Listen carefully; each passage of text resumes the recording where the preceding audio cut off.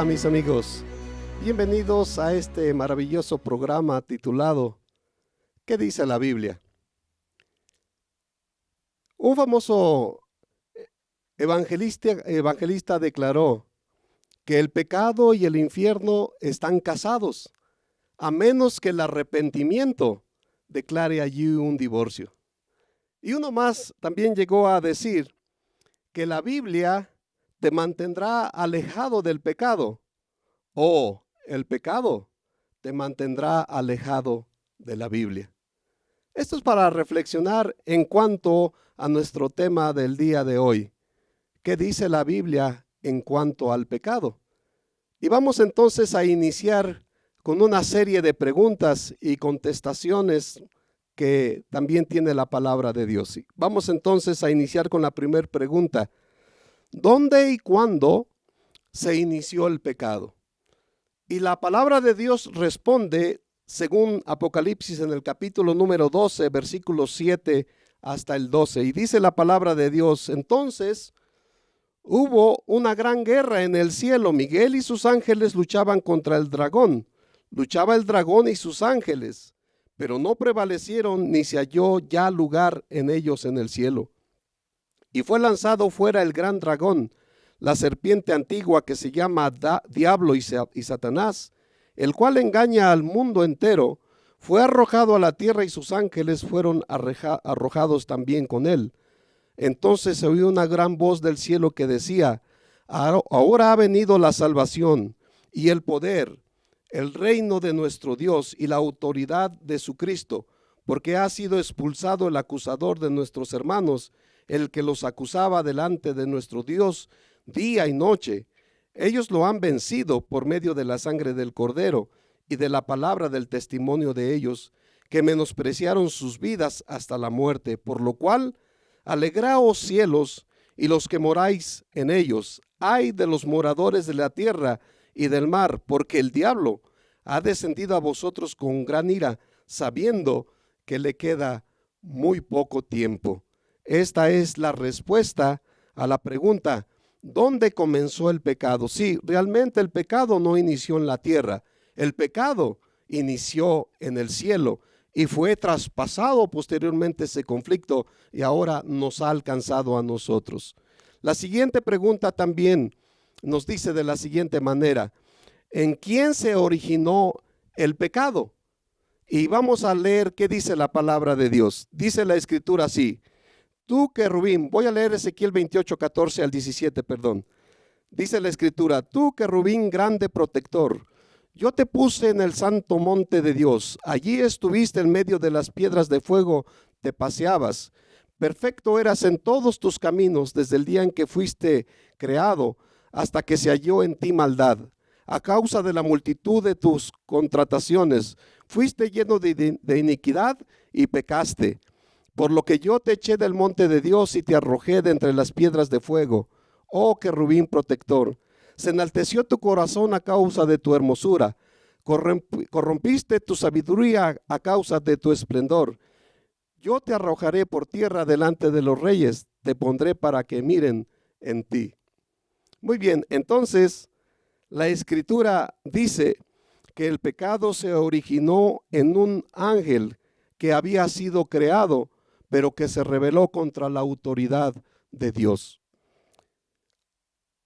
La pregunta número 3 dice: ¿qué prueba de obediencia estableció Dios? Y vamos entonces a leer en la palabra de Dios, Génesis, en el capítulo número 2.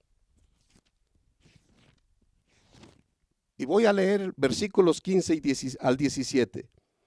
Dice así la escritura: tomó pues Jehová Dios al hombre y lo puso en el huerto del Edén para que lo labrara y lo cuidara. Y mandó Jehová Dios al hombre diciendo: de todo árbol del huerto podrás comer, pero del árbol del conocimiento del bien y del mal no comerás, porque el día que de él comas, ciertamente morirás. ¿Cuál fue la prueba de la obediencia que Dios les puso? ¿Verdad? Y siempre Dios ha tenido una prueba de obediencia. Hay que estar atento a ello, ¿verdad? Y entonces preguntarnos si estamos nosotros obedeciendo o no estamos obedeciendo. Siguiente pregunta. ¿Pero en qué consistió entonces el primer pecado? Génesis capítulo 3, versículos del 1 al 6, también nos dicen de la siguiente manera: la serpiente era más astuta que todos los animales del campo que Jehová Dios había hecho, y dijo a la mujer: con que Dios os ha dicho, no comáis de ningún árbol del huerto. Y la serpiente respondió: del fruto de los árboles del huerto podemos comer, pero del fruto del árbol que está en medio del huerto, dijo Dios, no comeréis de él, ni lo tocaréis, para que no muráis.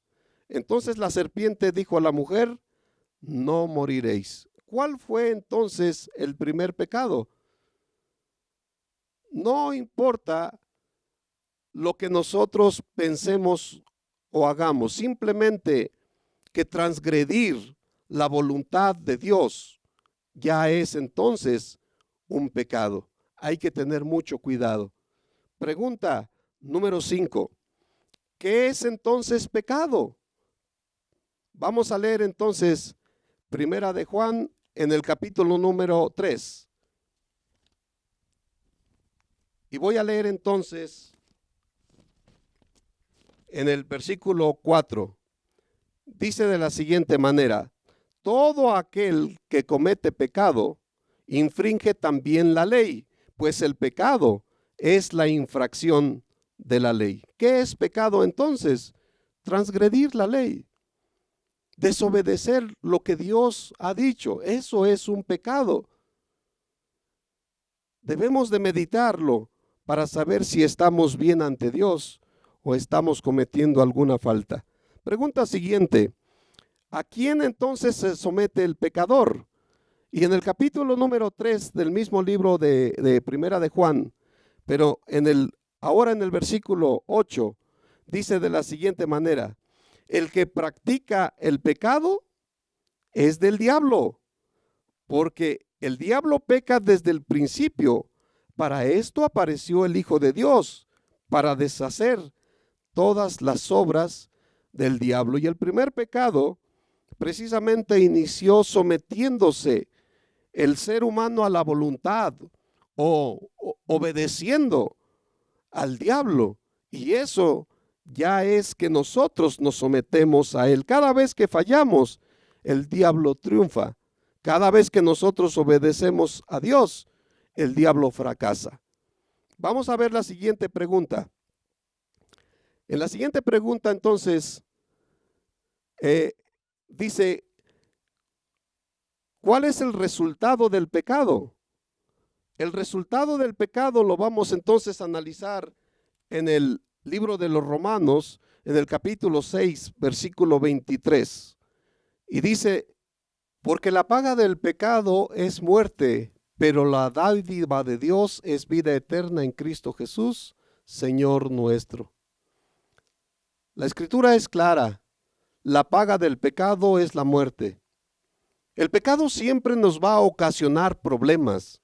El pecado siempre va a hacer de nosotros que no seamos felices, y siempre hará de nosotros personas que nos golpeamos a nosotros mismos y a nuestras familias.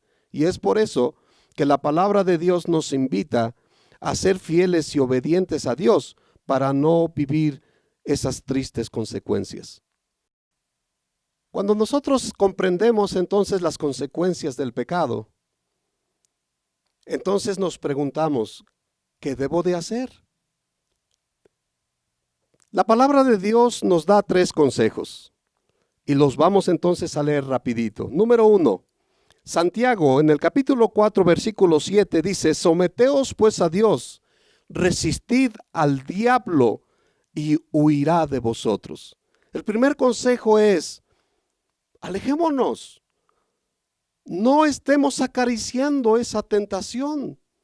Vamos a alejarnos de toda tentación y el diablo huirá, porque se dará cuenta que no puede con nosotros.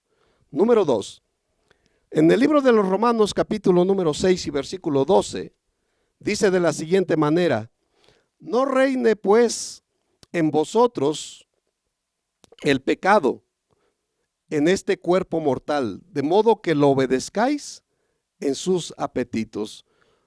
No reine en vosotros el pecado. De esta manera podemos nosotros también entender lo que dice la palabra de Dios: todo lo puro, todo lo bueno, todo lo amable, si hay virtud alguna, solamente debemos de pensar en las cosas buenas. Y ahí mismo, en el libro de los Romanos, pero ahora en el capítulo número 8, y voy a darle lectura al versículo 37, dice de la siguiente manera: antes, en todas estas cosas somos más que vencedores por medio de aquel que nos amó. La victoria sobre el pecado solamente nos las puede dar nuestro Señor Jesucristo. Nosotros no tenemos esa fuerza. Nosotros no podemos luchar contra el pecado. Nadie de nosotros debería decir: yo puedo. Solamente podremos con la ayuda de nuestro Señor Jesucristo. Se cuenta una historia. Hace muchos años, en un cementerio estaban unos niños jugando. Estaban jugando con una calavera. Y saben que de manera repentina, en esa calavera salió un clavo. Y se empezaron a preguntar: ¿qué hace un clavo dentro de una calavera? Así que se empezaron a hacer algunas investigaciones y se descubrió que años atrás un hombre había matado a su esposa con ese clavo.